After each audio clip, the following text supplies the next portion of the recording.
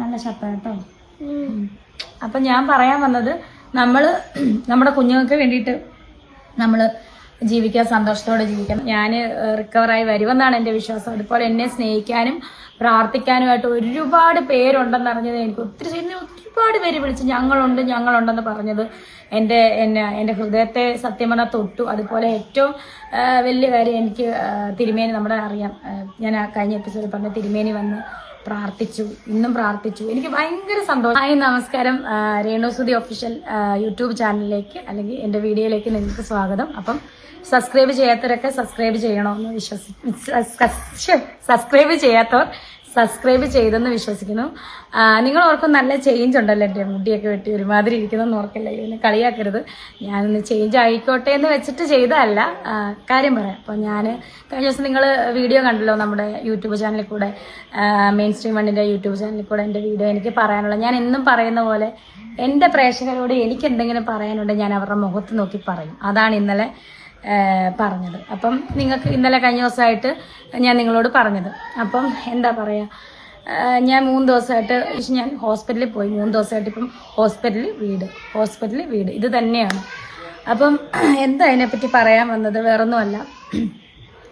ഹോസ്പിറ്റലിൽ ചെന്നപ്പോൾ ആദ്യത്തെ ദിവസം ചെന്നപ്പോൾ സാർ ഇങ്ങനെ കാര്യങ്ങളൊക്കെ പറഞ്ഞു. ഇനിയിപ്പം അടുത്ത ദിവസം ഇനി നമ്മൾ ചെയ്യുന്ന കീമോ തുടങ്ങുന്നതിന് മുന്നേ നമ്മുടെ ഹാർട്ട് അതുപോലെ കാർഡിയോളജിയിലും അതുപോലെ ലങ്സിന്റെ ഡോക്ടറിനെ നമ്മൾ അത് ഫിറ്റ്നസ് സർട്ടിഫിക്കറ്റ് വാങ്ങണം. നിങ്ങൾക്ക് എല്ലാവർക്കും അറിയാലോ, കീമോ അത്ര കട്ടി കൂടിയ മെഡിസിനാണ്. അപ്പം അതുകൊണ്ട് ആ കീമോ ചെയ്യുന്നത് കൊണ്ട് നമ്മുടെ ശരീരത്തിനോ അല്ലെങ്കിൽ ഹാർട്ടിനോ ലങ്സിനോ ഒന്നും കുഴപ്പമില്ലെന്നുള്ള സർട്ടിഫിക്കറ്റ് മേടിക്കണമെന്ന് പറഞ്ഞു. അതായത് ഈ ക്യാൻസർ രോഗികളുടെ ആൾക്കാർക്കും അറിയാം, ക്യാൻസർ രോഗികൾക്കൊക്കെ അറിയാം, അങ്ങനെ ഒരു സർട്ടിഫിക്കറ്റ് ഉണ്ടെങ്കിലൊക്കെയാണ് കീമോ ചെയ്യത്തുള്ളൂ. അപ്പം ഇന്നലെ മിനിഞ്ഞാന്നൊക്കെ ആയിട്ട് ഞാൻ ഡോക്ടറിനെ കണ്ടു. അതിന് ടെസ്റ്റ് ഒക്കെ ഉണ്ടായിരുന്നു.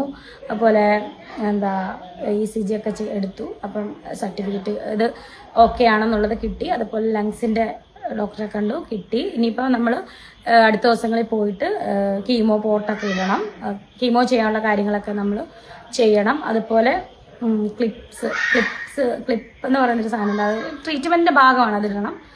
കീമോ സ്റ്റാർട്ട് ചെയ്യാൻ പോവാണ്. അപ്പം നിങ്ങൾ എന്താ പറയുക, നിങ്ങളോർക്കും ഞാൻ ഭയങ്കര ഹാപ്പി ആയിട്ടാണ് എനിക്ക് ഹാപ്പി ആയിട്ട് സംസാരിച്ചാൽ പറ്റത്തില്ല. കാരണം എന്നെപ്പോലെ ഒരുപാട് പേര് വേദന അനുഭവിക്കുന്ന ഒരുപാട് പേര്, ഇന്ന് തന്നെ ഞാൻ ഇൻ്റർവ്യൂ കണ്ട ഒരുപാട് പേര് എന്ന് പറഞ്ഞാൽ എന്നെ ഇതുപോലെ സ്നേഹിക്കുന്ന ആളുകളുണ്ടെന്ന് എനിക്കറിയാം. എന്നെ സ്നേഹിക്കുന്നവർ തന്നെ ഇപ്പോഴും സ്നേഹിക്കുന്നുണ്ട്. അവർ എന്നാൽ പോലും ഒരുപാട് ജനങ്ങൾ എനിക്ക് വേണ്ടി പ്രാർത്ഥിക്കാനുണ്ടല്ലോ. ഹോസ്പിറ്റലിൽ വെച്ച് മെഡിക്കൽ കോളേജ്, ഞാൻ ഗവൺമെൻറ് ആശുപത്രിയിലാണ് പോകുന്നത്, മെഡിക്കൽ കോളേജിലാണ് പോകുന്നത്. അവിടെ വെച്ച് ഓരോ രോഗികൾ എന്നോട് ചോദിച്ചു എന്ത് പറ്റി ചേച്ചി എന്ന് പറയുമ്പോൾ ഇത് പറയുമ്പോഴത്തേന് അവർ കരഞ്ഞ് അവിടെ നിന്നുകൊണ്ട് പ്രാർത്ഥിക്കുന്ന ഒരവസ്ഥ ഞാൻ കണ്ടു. സത്യം പറഞ്ഞാൽ ഞാൻ അന്ന് ദൈവത്തോട് ഞാൻ ഓർത്തു, ദൈവമേ ഇത്രയും പേരെന്നെ സ്നേഹിക്കുന്നുണ്ടോ. ഞാനൊരു 15 പേരുടെ കമൻറ്റ് കണ്ടിട്ട് ഞാൻ എന്തിനാണ് വിഷമിക്കുന്നതെന്ന് ഞാൻ ആലോചിച്ചു. അതുപോലെ എന്നെ സ്നേഹിക്കുന്ന ഒരുപാട് പേരുണ്ടെന്ന് അറിഞ്ഞതിൽ എനിക്ക് ഒത്തിരി സന്തോഷമുണ്ട്.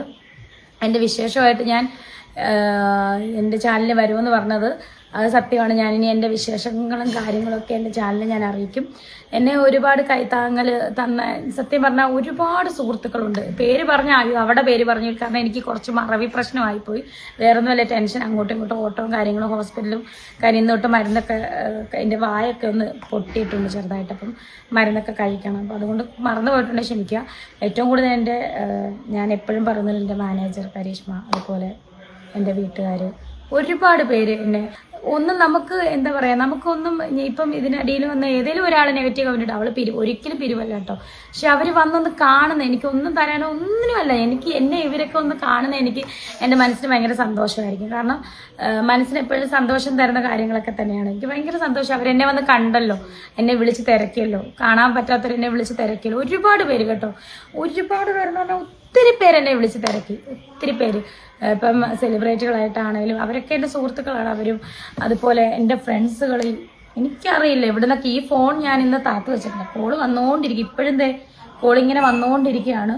സോ എനിക്ക് എന്താ പറയുക, എന്നെ വിളിച്ച് തിരക്കാനും ഇത്രയും പേരുണ്ടാകുമെന്ന് അറിഞ്ഞത് എനിക്ക് ഒത്തിരി എന്താ പറയുക സന്തോഷം. ഞാൻ കരയാൻ പറ്റത്തില്ല, കാരണം ഞാൻ പറഞ്ഞില്ല, എൻ്റെ ചാനലിൽ കൂടെ ഞാൻ കരഞ്ഞു കഴിഞ്ഞാൽ ഒരുപാട് പേര് ഇങ്ങനെ രോഗികളുണ്ട്, വേദന അനുഭവിക്കുന്നവരുണ്ട്, ക്യാൻസർ രോഗം വന്നവരുണ്ട്, കുട്ടികളുണ്ട്. അവർക്കൊക്കെ നമ്മൾ എന്താ പറയുക ഒരു മാതൃകയായിട്ട് പോകണമെന്നാണ് എൻ്റെ ആഗ്രഹം.